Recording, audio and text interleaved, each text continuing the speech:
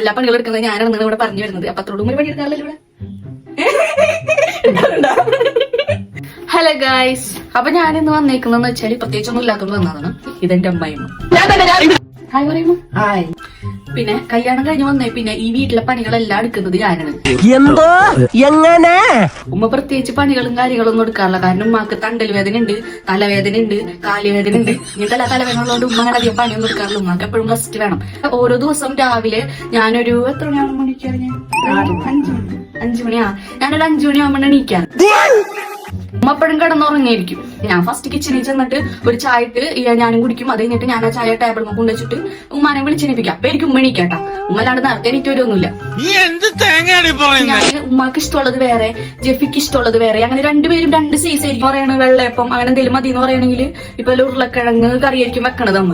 അപ്പൊ ഒരു ഉരുളക്കിഴങ്ങ് ഒന്ന് നന്നാക്കി തരുമെന്ന് ചോദിച്ചപ്പോ അയ്യോ മോളെ എനിക്ക് വയ്യാന്ന് പറഞ്ഞിട്ട് ഇങ്ങനെ കിടക്കും. ഒരു പണിയും ചെയ്യൂല. ഒരു ഉരുളക്കിഴങ്ങ, ഒരു സവാള, എന്തിനൊരു വേപ്പല പോലും പൊട്ടിച്ച് ഇങ്ങനെ ഇടാൻ പറ്റൂല. അത്രക്ക് മടി.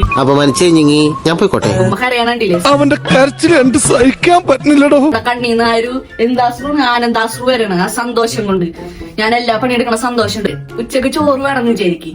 അപ്പൊ ഉമ്മാക്ക് ഇഷ്ടമുള്ള കറി ഒന്നായിരിക്കും, ജപ്പിക്ക് ഇഷ്ടമുള്ള കറി വേറെ ആയിരിക്കും. അങ്ങനെ 3 പേരും 3 ടേസ്റ്റ് ആയതുകൊണ്ട് 3 കറി ഞാൻ ഉണ്ടാക്കും.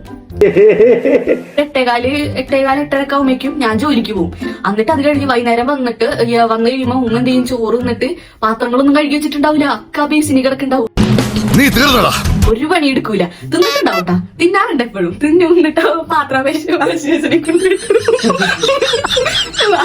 എല്ലാ പണി എടുക്കണേ ഞാനാണ് അല്ലേ ഉമ്മ?